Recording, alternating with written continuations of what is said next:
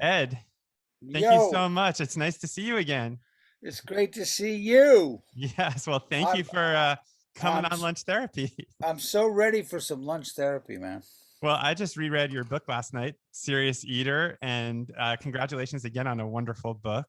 Um, Yeah, you were part of the dream. yes, I know. And it's funny because reading it, reminded me of how emotional the book is. And, in spite of it being a book about the business and building Serious Eats, it's also a book about your personal story and the psychological toll that it took on you. So I feel like we'll have a lot to cover today as we. Yeah, well, that's only because when I started writing the book, I realized that um, there's no each business story is told from someone who brings his or her own set of experiences into the business. Mm-hmm. So once I realized that a lot of what went down at Serious Eats and a lot of what I did and how I reacted was a big part of the story and was as a result of the things that I had experienced growing up. You know, Mm-hmm. it's I mean, I don't think there's anything revelatory there, but maybe Oh, just for me. just you wait, though. We're going to get into everything. So before we get to that, though, I wanted to say, Yeah. I mean, one of the things that struck me and one of the questions I wanted to ask you had to do with your anticipating where food media was going at the launch of Serious Eats, because you've been around for a while. I mean, you were back, at the very beginning. You were writing for the New York Times. You wrote a book about New York Eats. And then you sort of anticipated this move towards food blogging. And I guess my question for you is, right now in 2021, where do you see food media going? It's a great question because I always prided myself on being ahead of the curve, right? I was Mm-hmm. a 52-year-old uh, first time entrepreneur and food blogger who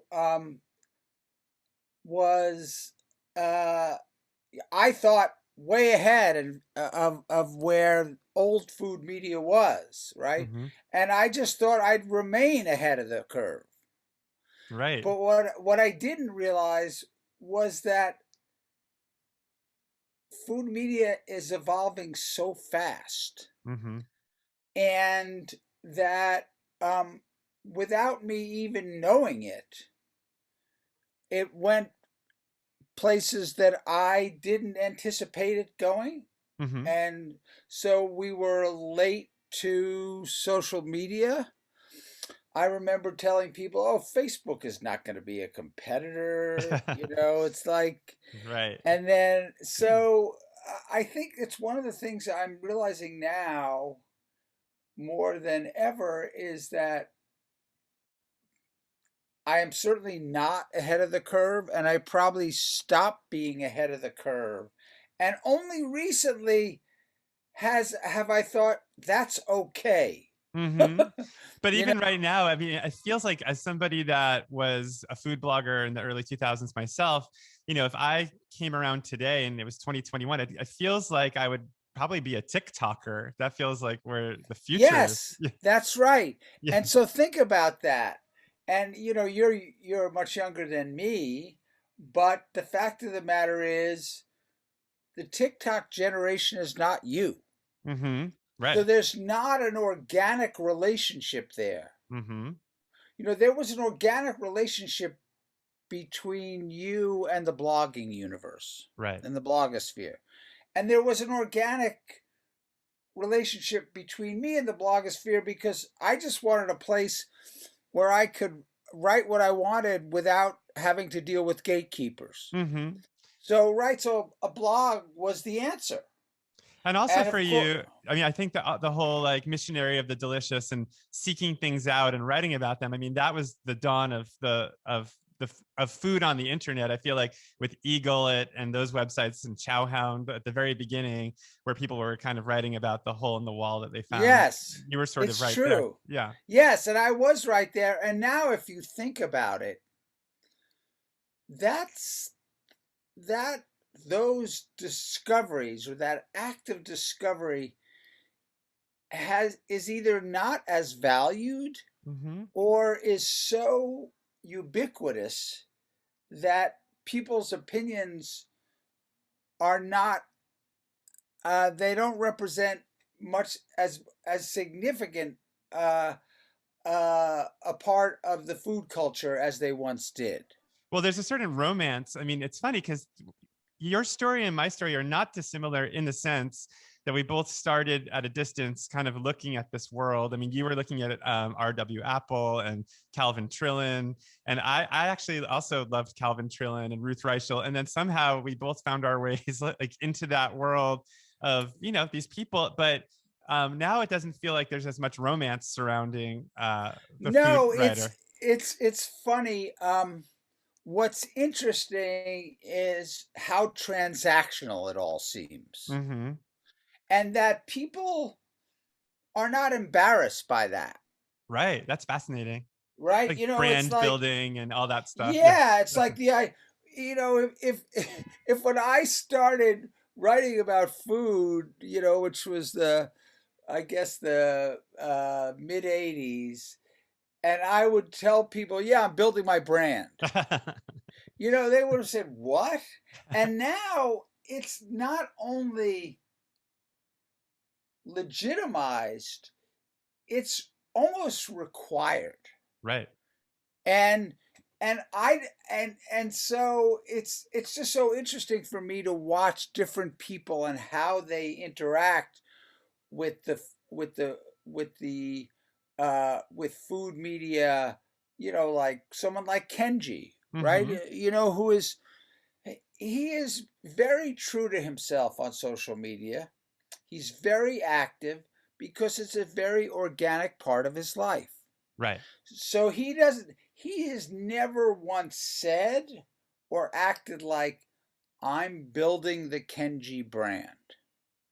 He does, yeah, because he organically, like you say, just loves picking things apart and thinking about them and discovering them. I mean, I feel that way too. I mean, I just was documenting my like cooking adventures in the kitchen on my blog at the beginning, and it really wasn't ever. I never thought this is going to be my career. I just thought this is a fun thing to do. Which at this Right. point, I don't. Yeah, I think you're right. I don't think young people today who are launching themselves are thinking of anything but the fact that they could become a No, and personality. what's fascinating, Adam, is that I have met people online and had Zoom calls with people with a huge presence on YouTube, and that's all they think about. Hmm. And they are, and some of them are really talented and really smart, Mm-hmm. and they have achieved things that I have and will not ever achieve at the age of 25. I'm not saying that, like, look, I'm really proud of my body of work, but it's just different. And it's one of those things that everyone, I think, has to confront. I think you and I both have to confront that. It's Totally. like, Yeah. and and you're sort of made your way and you're doing well. Uh, Maybe it wasn't any part of a master plan of yours, but I never had a master plan. Yeah. It's like I just wanted to do stuff I loved. Well, it's funny because there's a part of your book, and I'm going to get to your lunch in a moment, but where you talk about working at a job and your boss said that you were ambling at work, that he saw you ambling. And I really thought that was like a beautiful metaphor for sort of what it means to sort of just be a food person and just sort of like ambling through life and like noticing this bagel shop that just opened up. Yeah, I didn't know that I was being judged by my carriage. Right. But in a way, It's but there's something great about that. I mean, it's sort of, there's something very thoughtful and, and not, I mean, it makes me think of those YouTubers and the TikTokers where it's like all about ambition and drive. But for you, it's like actually being in the moment and just sort of noticing what's around you, which is great. exactly. And so, and I don't sit in judgment of anybody. Right. Um, you know, people are still rewarded for hard work and talent, and it still requires a little luck, Mm-hmm. no matter what you're doing. Totally. I remember when Craig was just starting out, Right. and he got that fellowship at, was it Paramount, and A 20th Century Fox. Yeah. right, and he went from directing you, accompanied by Rock Lobster for a video on Serious Eats, to directing, major studio back motion pictures. Actually, it's very funny that you say Rock Lobster, and I don't know if I'm allowed to say this, so I might have to bleep this out, but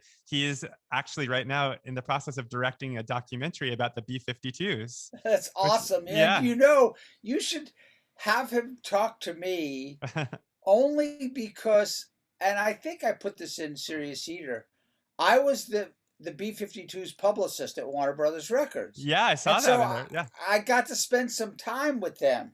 That's so cool. And they were the loveliest people. Oh, that's so great. Yeah. To deal with. When I had to have, I think I had to have an emergency appendectomy or something, they sent me flowers, and I'm sure it could have been their manager at the time was Gary Kurfürst, who also managed the Talking Heads, but they couldn't have been more pleasant. And that was not true of every act that I worked on at Warner Brothers Records. So if you tell Craig if he wants another vantage point, that he can call me, because call you. Yeah, and that's great. But think about Craig's journey. It can't be by design, right? Because there is no path to becoming a director. Absolutely. There's no tried and true path. Well, it's a purity thing. It's just like just a real, organic, like you said, just he wanted to do this his whole life. But we're going to now turn the tables on you. Yeah, all right. Okay, I'm ready. I'm ready. Let's go. What did you have for lunch today? So for lunch today, Adam, because we've been housebound, my wife and I both working at home, I can go for days without leaving the house. So I alternate lunch between something that I can rustle up at home, or something that I go out on my bike and I pick up. Mm-hmm. And even are you in the city? Are you in? Yeah, I'm in the city. Yeah. Okay. So today I decided, okay, if I'm going to talk to Adam about what I had for lunch, it was a sort of a combination. So last night, Vicky was working late outside the house, and she called me. She said, "You're on your own for dinner," and so I wanted to make sure that there would be something for her. And I was pretty tired too, so I didn't really feel like cooking. And so I ordered from my friend at Mama's 2 this new pizza that he's making with roasted pears and gorgonzola cheese. Wow, yeah. It's sort of a take on a salad, right, with walnuts and lettuce. And so I ordered that, and so there was a piece left over, so I had a half a piece of that. And then I was like, I had a hankering for pastrami, and the owners of Pastrami Queen have just taken over the last remaining deli on the Upper West Side. Okay. Formerly known as Fine and Shapiro. It's now another branch of Pastrami Queen. And so I had a half a pastrami sandwich. It was actually a really big lunch, because I had like half a slice of the pizza and then a half of the pastrami sandwich. That's the perfect Ed Levine lunch. My God. I mean, talk about being true to character. I mean, that couldn't have been more iconic. As you sit under, and for those who aren't seeing the visual, he's also under a New Yorker poster. So it's like the consummate New Yorker with pastrami and pizza. Well, psychologically, as we're going to delve in now, I mean, the first thing that occurs to me, and it makes a lot of sense for you when you described your lunch, is talking about the people behind your lunch. And I think that that's fascinating to me, that for you, it's important who these people are. And you said your friend from Mama's too, and then you talked about the people at the pastrami queen. So maybe a good question would be, how important is it to you, the story behind the food that you eat, and how do you get that story? Well, it's interesting because when I started out, again, I don't know if it's true today. That's what I started. I wanted to know the stories of the people who made the food that I loved or who grew the food that I loved. So New York Eats was my sort of tribute to those people. And there were two components, there were two elements of it. One is they had to make something delicious. And number two, they had to have an interesting story. And I mean, if they just made something delicious, I would write about it. But it was always more interesting to me if there was a story behind the food. And what's funny is like when Ruth Reichel wrote a piece about New York Eats More, which was the sequel to New York Eats, just an expanded and revised edition.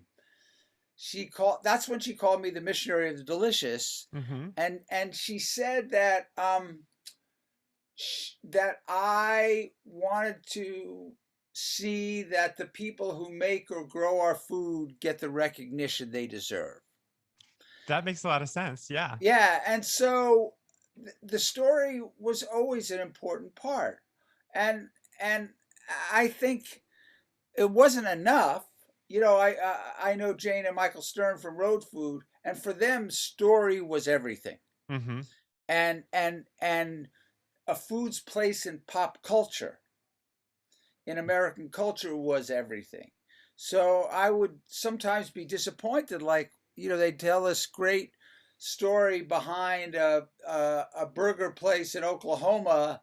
And then if I happened to go to it and I was like, well, the burger's not that good, Just a great story. Yeah. It's just a great story. Right. And so I was trying for both. And that's really what I sort of made my bones doing, as you know. And so, yes, it is the quintessential lunch because I've gotten to know Frank from Mama's too. I turned Pete Wells onto it. He actually reviewed Mama's too, which is just a slice place with, I think, even before the pandemic, had 4 seats, right? Really? And Pete gave him a full review, and he loved the pizza. And so I've gotten to know him. We have lots of discussions about food media. That's funny. And but we also have discussions about what goes into great pizza. And as you know, I wrote a whole book on pizza. Yes, you did. Where I ate 1,000 slices of pizza in a year. And so, what I've been thinking about, actually, I knew I was going to be talking to you, is like, so I had this slice of pear and gorgonzola pizza, and he puts hot honey on it. Wow. Oh my And gosh. so here's the thing, Adam. I'm like, okay, is Frank gonna think I'm being a pain in the ass if I text him or call him and say, it doesn't need the hot honey. It doesn't need the hot honey because, like my wife Vicky said, it's very sweet. And I realized he was layering sweet on sweet. And what if he replaced, if he just left off the hot honey, because you're getting plenty of sweetness for the pears. But isn't it like a cheese plate kind of thing where you put like honey over like gorgonzola and yes. pears? Yeah, I would assume that's why people started putting hot honey on pizza. And I can't remember who was the first person to do that. I think it might have been Pauly G. Okay. And it was Mike's Hot Honey, which we wrote about on Serious Eats. I need to try that. I still haven't had it. It's good. And what's interesting is Mike once saw me at Pauly G's slice place talking to Pauly G, and he came up to me and he said, I just have to tell you, without I wouldn't be in business if you hadn't discovered us on Oh, Serious Seats, wow.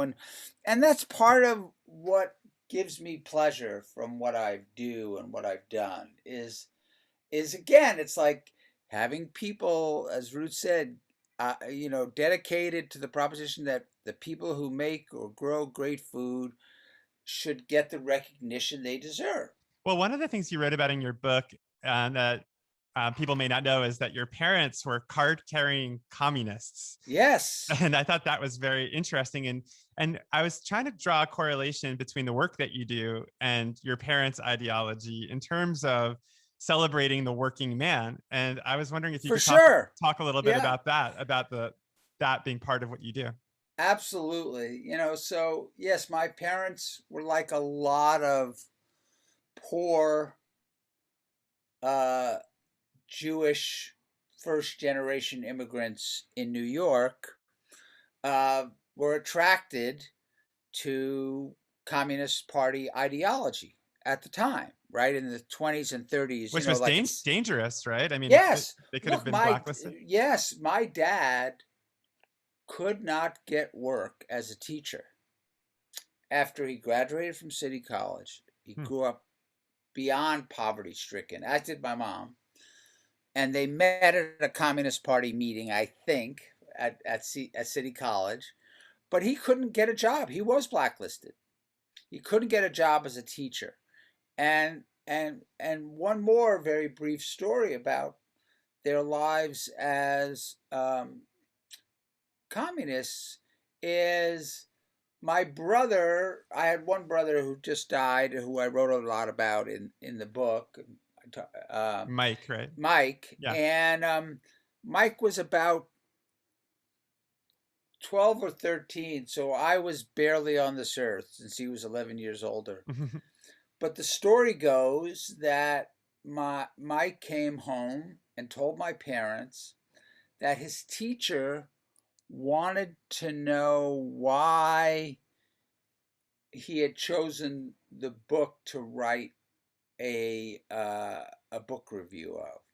And the book was by Howard Fast, a blacklisted communist writer. Wow. So when my parents heard that the teacher was asking Mike about why he chose that book, literally that night, Adam, they took every book in the house and hid them in the basement. Wow. And That's so, fascinating. yeah, It sort of speaks to like makes me think of like the Plot Against America, or yes, this for sort of like sure. Philip It Roth, was, those fears of being yeah, found out. absolutely. Yeah. And so I grew up, you know, I say in the book, like my house, I'm the youngest of four brothers, but it was like Speaker's Corner. Like Mm-hmm. everyone had to sing for their supper. And we had to participate in a very active and lively political debate every night. Really? It was kind of tiring. But I'm thinking even in terms of like the food element of Oh your yeah, perspective, but in terms of like capitalistic food entities like Coca-Cola and Oreo cookie and Nabisco and Oreo sure. versus like going to a bakery and having the baked good that's made by somebody at the bottom, and Yes, there's for something to sure. that. Yeah. And every place that I remember as a kid is one of those places. Mm-hmm. Whether it was the place we got our, like there were almost no chains in the late 50s and early 60s, right? So I got my Rugelach at the Cedarhurst Bake Shop. You Cedarhurst, by know, the way, I grew up in Oceanside, which I think is near oh, Cedarhurst. Yeah. oh my God, it was really near Cedarhurst. And in fact, the second Nathan's, and you are probably too young to know this, was in No, Oceanside. I go there with my parents. I would go there as a kid. And I first started going there before it was Nathan's second location. It was called Roadside Rest. Wow. That's so funny. Yeah, Yeah. it kind of leads me to a question which I wanted to ask you about being Jewish being from New York and being obsessed with food. I mean, so many of the characters you write about in your book are like Calvin Trillin, Ruth Reichel, Nora Ephron, and it just feels like there's this culture, and I come from it too. And you know, my parents are obsessed with restaurants, obsessed with where they're going to eat when they come to LA, where they're coming next week. It's like, and I'm curious if you've ever thought about that and where it comes from and what it's about. Yeah, well, I think for my parents, neither of them could afford to eat at a restaurant when they were growing up. Literally, on my mother's side, her mother uh, made her living selling pickles out of a pickle barrel on the Lower East Side of New York. So That's that's a fascinating. pretty meager living. My So grandmother, by the way, I have to just say, my grandmother's second husband owned a pickle factory on Long Island, and that's awesome. she sold pickles at the Roosevelt Field flea market. Oh my God. So we have that in common. That's hilarious. Yeah. But anyway, so they never went to restaurants, but they did go to restaurants when I was growing up. They used to go to the city and they'd go see a play. And they went to, I remember, Seafair of the Aegean, which was this Greek seafood restaurant. They bring home the salad dressing. So, and you know, like my mother was not a good cook. She didn't profess to be interested because she was much more interested in being a feminist, Mm-hmm. you know, and so she wrote for something, I don't know if this paper existed when you were growing up, the South Shore Record I don't know. was a local paper. My grandfather worked for the Long Island Press. I know Press, that. Yeah. right, which was the competitor to Newsday.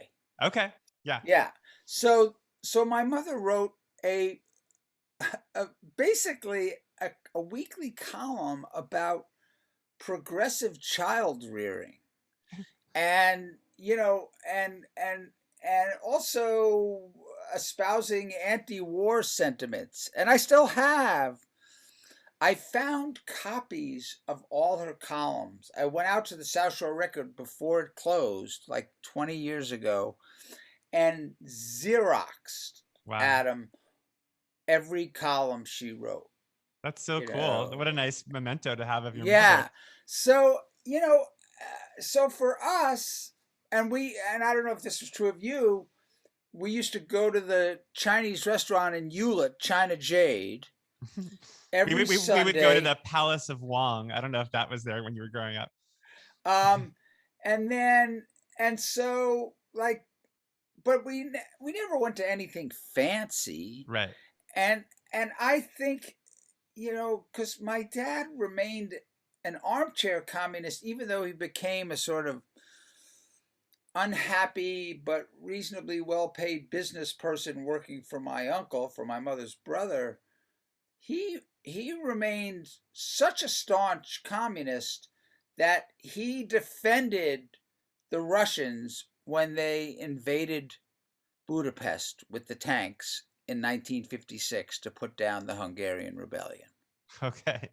Wow. Okay. So it just shows you how fiercely he held on to those beliefs, Mm-hmm. even though he was driving around in a leased car and had monogram shirts. You know, it wasn't like he was Richie Rich or anything. But so I think it's almost it was almost inevitable that part of their DNA would have been imprinted on me. Mm-hmm. You know, to appreciate the work of working people and of the common man. Mm-hmm. And so that was how I moved forward in the world. That makes a lot of sense. Yeah. Yeah, I I mean, mean, I was going to ask you, I mean, because a big part of your story is that you lost your parents very young.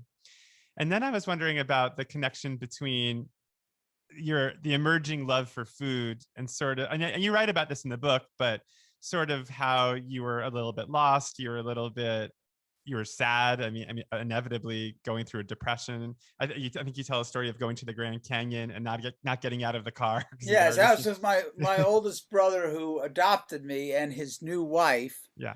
Yes, we were driving across the country to his first teaching job in LA teaching law at USC, and I was going to spend my senior year of high school at Fairfax High. Right, which is right down, not too far from Right. my apartment. Yeah. So anyway, yes, and we got to the Grand Canyon, and he was like, "Aren't you gonna get out of the car?"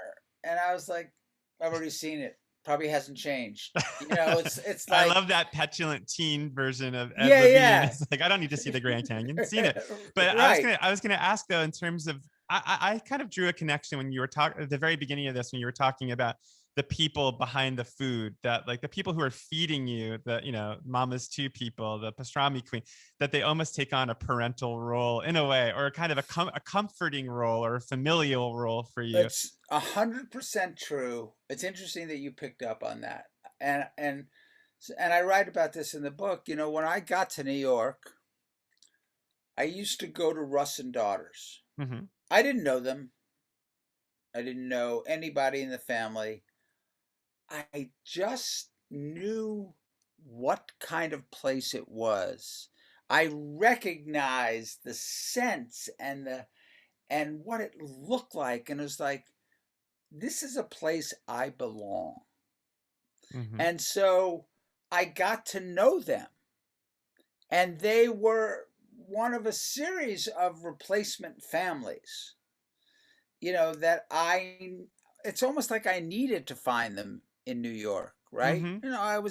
Because I was 21, so my dad had died when I was 12, my mom died when I was 15, so things were pretty. I was pretty low, Yeah. when I came to New York, and so to find comfort in those places was actually, in retrospect, really important.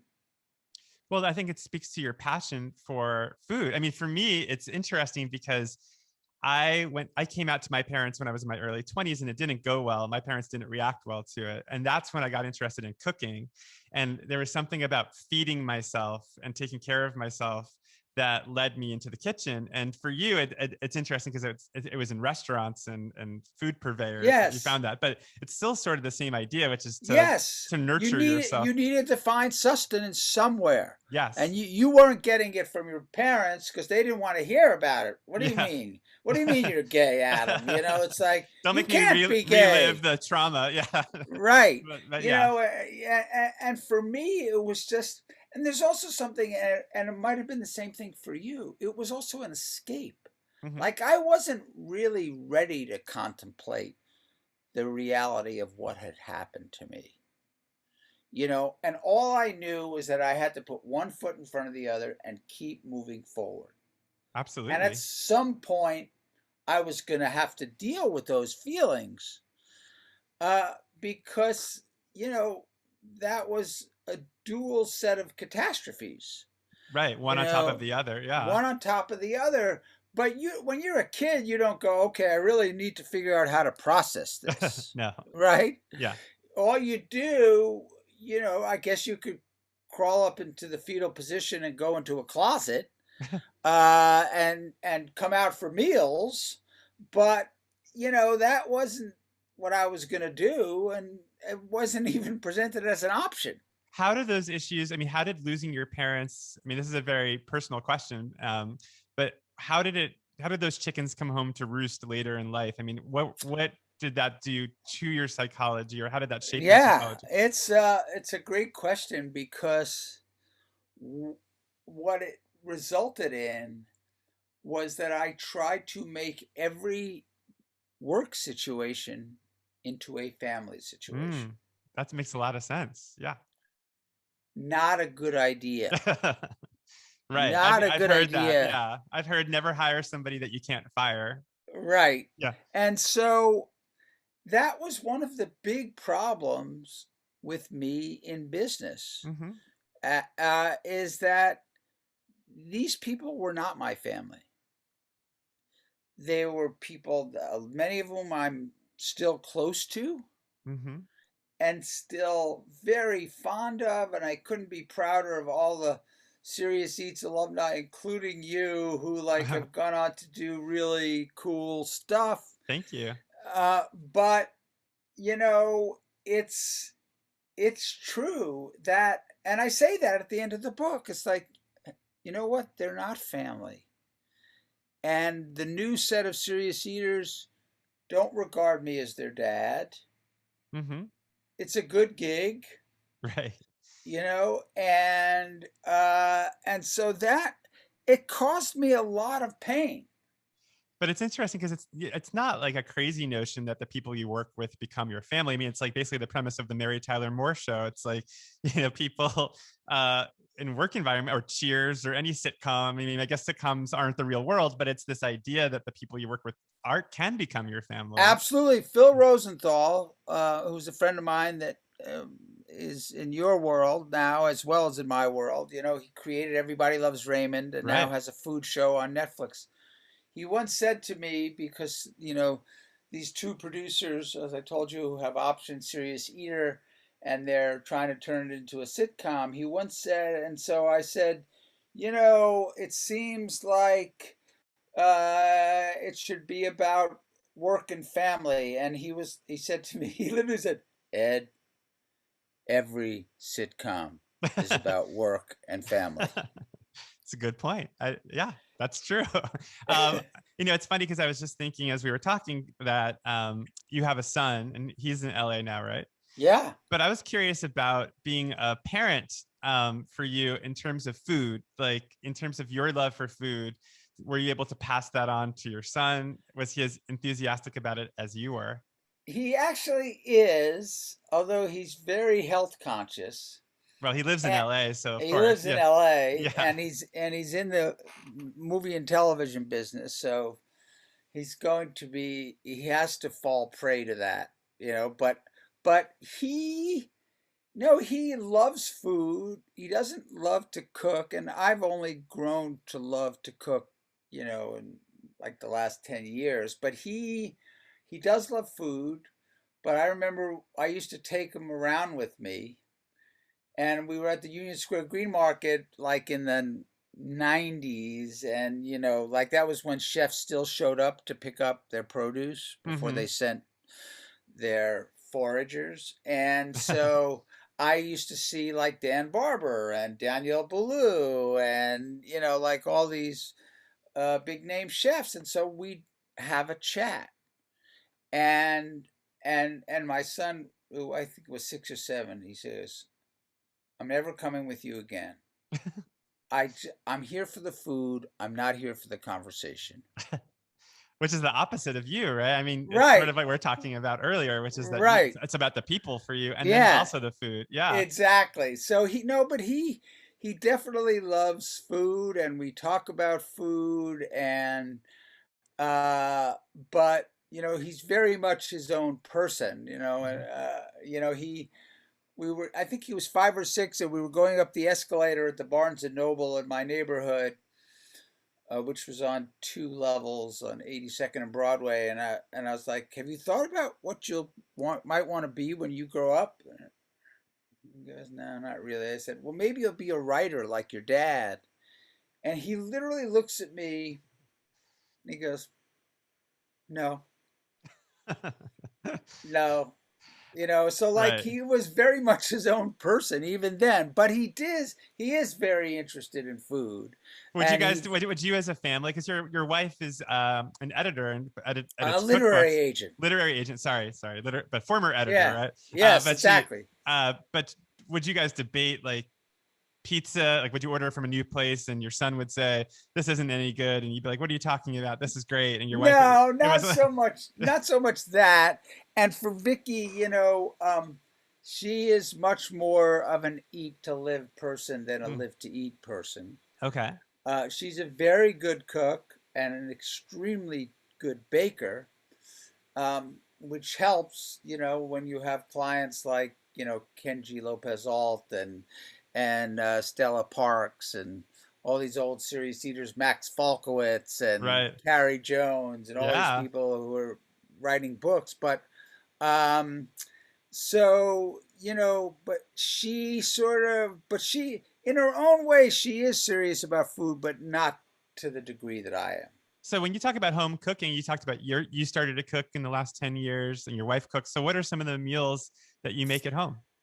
I do a combination of, so I I have figured out that one way to make a quick and delicious meat sauce, you can't really call it a bolognese, right? Hmm.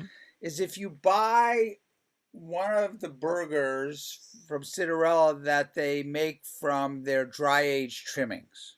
Okay. So it has a lot of flavor. So I crumble it, I put it in a saucepan. I don't brown it till it's cooked all the way through. Hmm. Then I literally, sometimes I'll make my own tomato sauce, but more often I'll just take a jar of Rao's, Hmm. pour it in there, and then, I know how to properly cook pasta, and then I will take the pasta and some of the pasta water, put it in that pan with the dry aged ground beef and add a little bit of butter, and you get this amazing meat sauce. That Again, sounds good. It's not a Right. bolognese, right? But you If really it, taste the beef there, right? I mean, it's yeah, about the yeah. beef flavor. Yeah, that It's makes a like lot of sense. a bullshit bolognese. Bullshit. It's like That's a good name for you. Should put that on Serious Eats. Well, I was going to ask you because it just occurred to me that, as the missionary of the delicious who was constantly out going to different places, how did you handle quarantine and what was that like for you? And what did you it, eat? it's funny. That's when we really started, like everybody else. It was a cliche, but we did cook a lot more, and most of the time was really simple stuff. Like I can roast a mean chicken. Hmm. I can put a chicken on a roasting rack, roast it at high heat, properly salt it, put some really good potatoes underneath. Like I'm really into these I don't know how you pronounce them, RATTE, rat or rat. I think Um, rat. That sounds right. yeah, and I don't know if you're familiar with them. They have this wonderful sweet nutty flavor. You get them from the farmer's market or Yeah, something? Okay. yeah. And so I put those under the chicken. You put butter on the chicken or olive oil or anything? Nothing, Nothing. Okay. nothing, and just salt. Um, and so we would make things like that, Hmm. or what else did we make? We made a lot. I started messing around with my Instapot a little and made a couple of Kenji's recipes for like chicken with chickpeas and chorizo. This is really very peasanty cooking. But did you It's go out at all? Like, did you go get a bagel somewhere? Did you get delivery? sometimes actually. I'll tell you one of the things that's happened as a result of the pandemic. I now think that a properly toasted bialy is one of life's greatest pleasures. In Really? fact, I told Vicky that whoever invented the bialy should get a MacArthur Genius Award.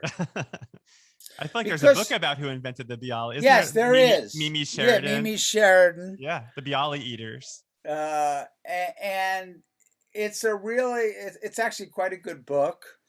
And but we buy bialys by the bagful, and what's interesting about bialys is that a lot of bagel places sell bialys that aren't even bialys, Hmm. right? Because it's a different technique, Well, I and got a so Bialy from Justa here in LA. The Jelena people have a bakery called Justa, but I have to confess, I don't really know how to eat a Bialy. Like in the sense of like with a bagel, you slice it in half, you put on the cream cheese, but with a Bialy, do you just put the cream cheese on top? What do you do? no, so you slice the bialy, and I think I've had the Justa bialys, and they're really good. Hmm. They're so good that if you buy one fresh, I don't believe you need to toast it. Okay. But the bialys we buy from a bialy bakery in Brooklyn, Bell's, I think, Hmm. and you have to toast those. And then a bialy with butter, you toast the bialy and just put some salted butter on it. It's a transcendent eating Wait, experience. you slice it through the middle and put the Well, butter in the middle you slice it horizontally. horizontal, and then you put the butter in that little Yeah, so crevice. you put the butter on the side of the bialy that doesn't have the hole, Okay. so no butter escapes. But do you No close it? butter, and then you close it. I think you eat it. It's funny because it's like I'm so aware of bialys my whole life, but I never quite got them. So this is very helpful. Um, Yeah. Well, it's I'm funny because glad. See, this is therapeutic for you, it Adam. is. Well, it's funny because my first guest this season of Lunch Therapy was Soleil Ho, whose lunch involved a shrimp head or a prawn head, and she was explaining how to eat the prawn head. And now you're explaining how to eat a bialy. And you guys have something else in common, which is you both went to Grinnell College. Yes, she was on Special Sauce, my podcast, and I read when I was doing my homework for the show, I was like, wow, she went to Grinnell. Yeah, isn't that funny? And she grew up in Manhattan, I think, Yes, right? she did. Yeah, you guys have a lot in common. Yeah. Well, I have a couple more questions. I mean, Yeah. this is flying by, but one of the things that occurred to me when we were talking was about chutzpah, because I was thinking about you calling the pizza guy about the hot honey and telling him that it doesn't work. So I wanted to ask you about your chutzpah and like where it comes from, and has it ever gotten you into trouble? Um, I'm sure it's gotten me into trouble. I think, I had a relative who said that she thought that all the Levine boys got their chutzpah from their parents. Mm-hmm. Of course, I was too young when they died to recognize it. Uh, but I've always had it, and it's one of the reasons I'm a terrible employee, right?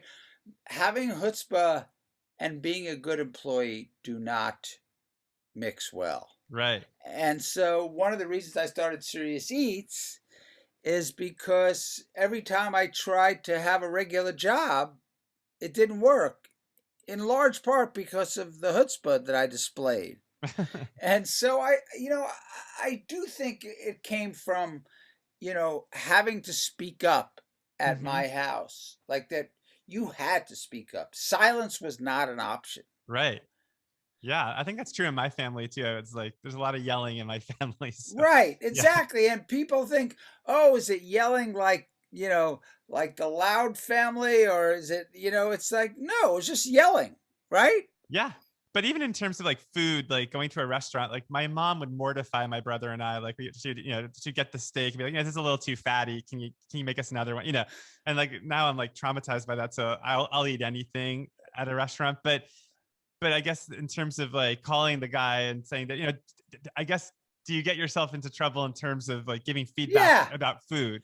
You know, I I'm sure I have, but nobody has called me on it. Right. Nobody has said, it's like, and often I try to cover my tracks by saying, you don't have to listen to me. I'm not a pizza maker. Yeah. And by the way, you wrote a book on pizza, so you're doing him a favor. You are an expert. Right. Yeah. So, no, nobody's really, at least not in the food world. Plenty of people in, in my work life that I work for is like, I don't really want to hear your opinion. Well, it You also know? makes me think of the chutzpah. I'm really emphasizing the ch and chutzpah for some reason, of being a tastemaker, of sort of saying, I know what a good pizza is. Yes. I know what a good bagel is. But where did that come from? How did you think that you knew what was a good bagel and what was a It, good? it's a question I still ask myself. In the beginning, it was, I have opinions, and like anything else, it's I think, therefore I am. Mm-hmm. And so that's when I wrote my first book. Uh, I had written a lot about music, but I'd never written a book about food, right? And Mm-hmm. so people would say to me, "Well, how do you know where the best brownie is?" I tell you what the criteria I look for in a brownie Mm-hmm. and whether this brownie delivers on those qualities.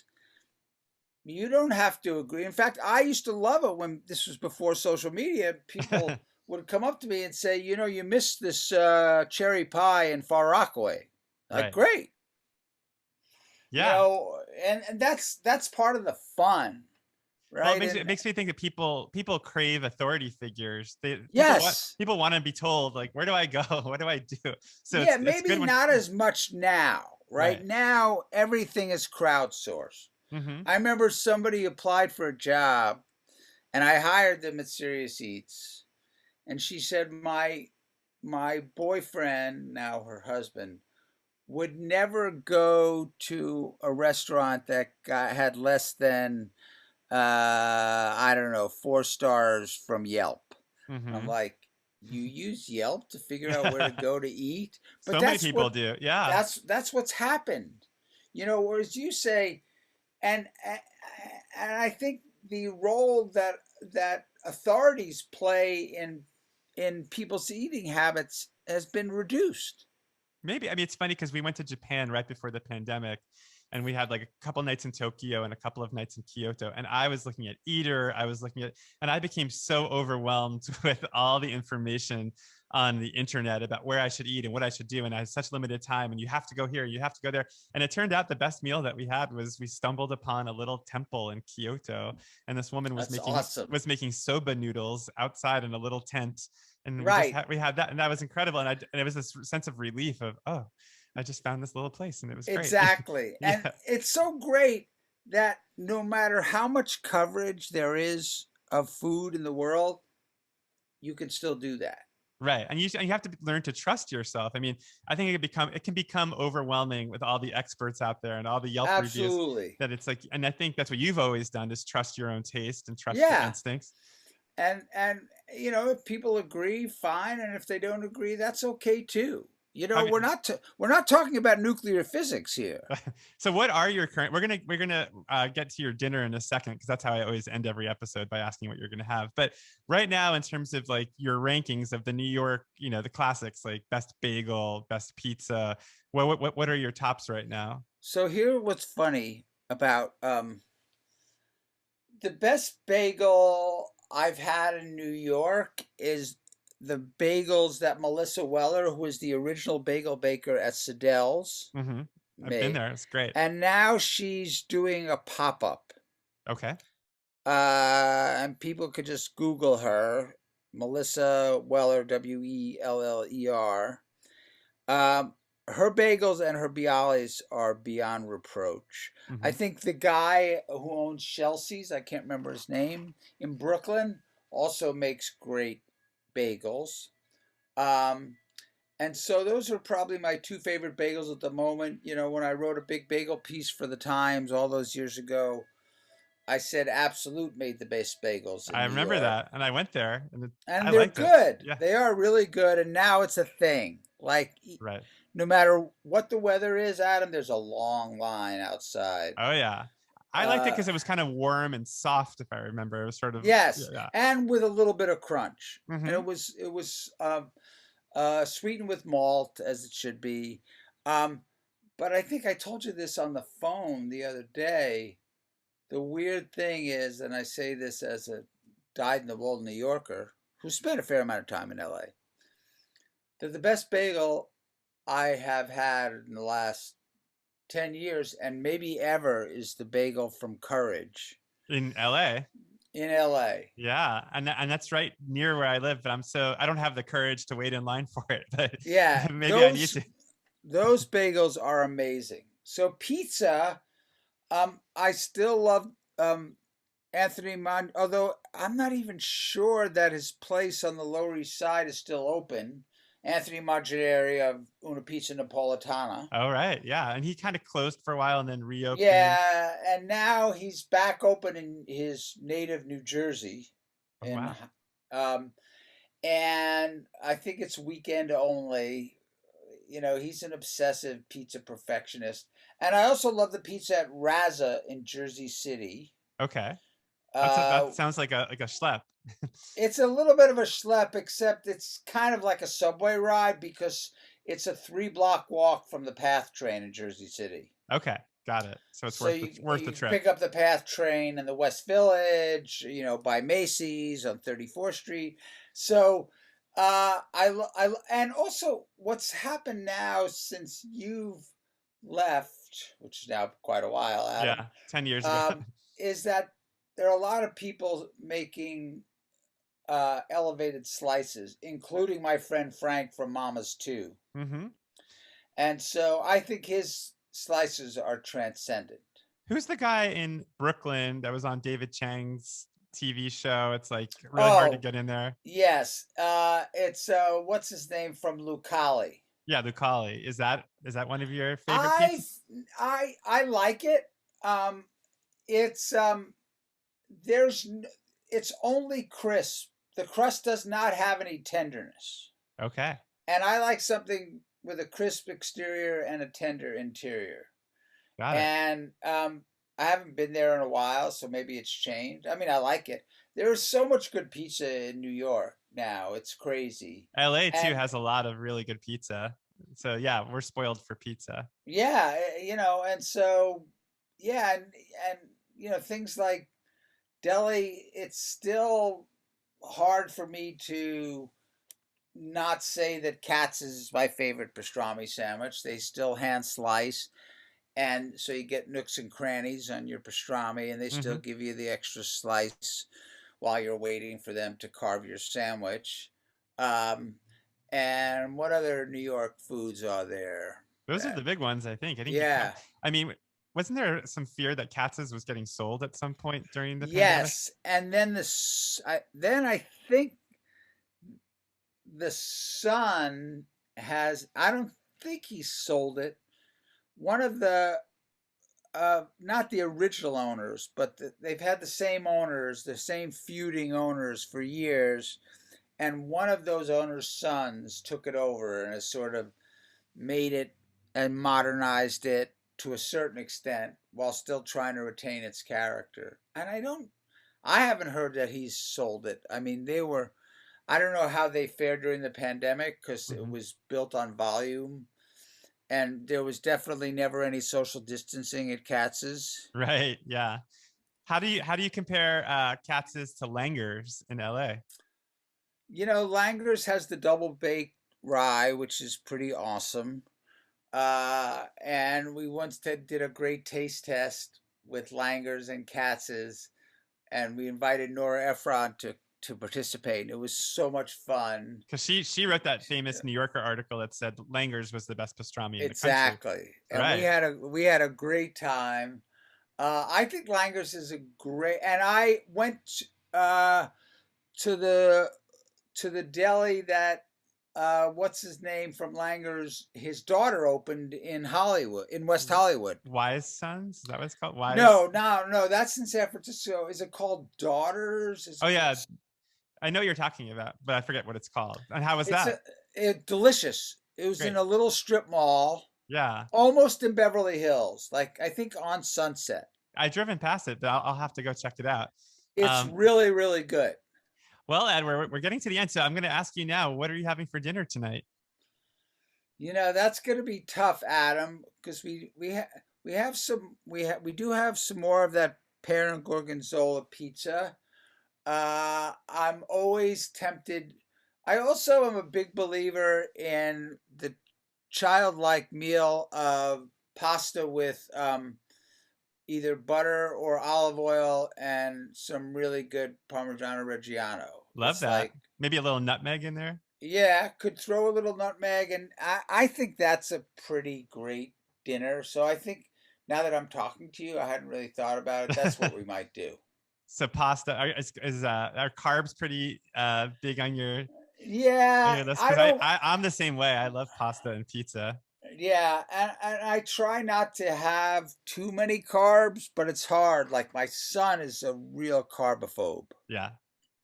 Does everybody in LA like that? Oh my God. I mean, I have friends here who I'll invite them over for dinner and they say, just so you know, I'm doing Whole 30 right now.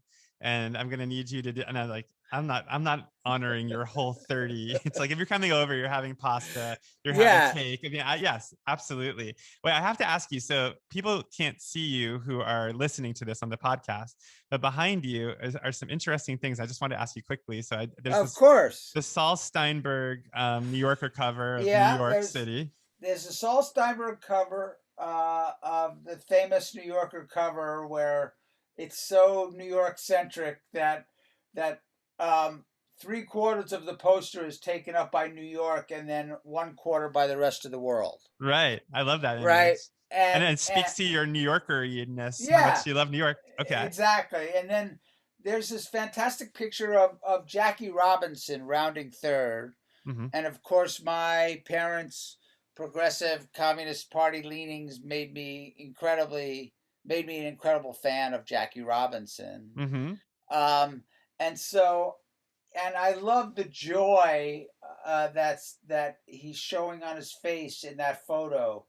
I can't tell if he's putting on the brakes or he's really going to steal home. Uh, I have no idea. I'm not very sports knowledgeable, yeah, but it looks like it's a great picture. And yeah. what's the other picture? So the other picture, this is a picture I took of my wife Oh, many years ago in Portland, Oregon. oh, that's nice. And I have to say, you know, she's a very beautiful woman, and you know, we've been married a really long time, and you know, when you I always tell my friends when they ask me for domestic advice, like, you just find someone great to spend your life with, and then you hang on for dear life. That's a good strategy. Wait, is that your son with the basketball? That's my son, yeah. Okay, okay. And it's a really old photo, man. He's actually kicking a ball up on Cape Cod.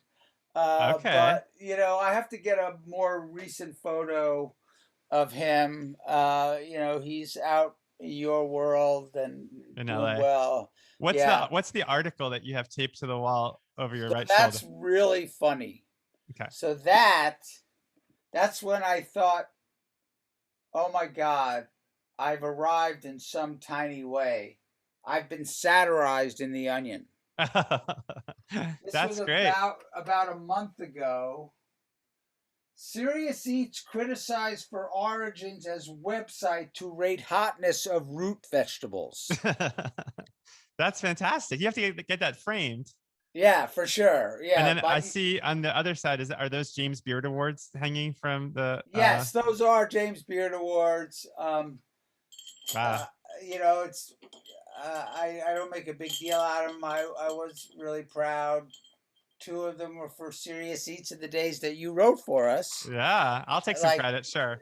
And then the other one is I was inducted into Who's Who in Food and Beverage in America in 2015 by the Beard Foundation. And what was really great about that was not the award. I mean, the award was lovely. Was that my brother and his wife came to Chicago to see me get the award. That's so nice. Like, and he was in so much pain, Adam, and he died, I don't know, maybe 6 months later. Oh. But he insisted on going, talking to every chef that congratulated me, and he went to a couple of after parties, and I know he was in tremendous pain, but it was a sort of peak moment for us. And you know, I'd already sold Serious Eats, so we were able to just, you know, become simply brothers again and not business partners, you know. Wow. So, well, that's a really lovely note to end on. Thank you for sharing, and thank you so much for being so open and letting me delve into your psychology for an hour. I hope you don't feel too beaten up by the process. That's all right. We'll just meet next week at the same time, Adam. Okay. Yes, absolutely. Well, thank you so much, Ed. Enjoy your pasta tonight. And my pleasure. And look me up next time you're in LA. Yeah, absolutely. I will do that for sure. All right, man. Sounds good. Thanks. Bye-bye. Bye.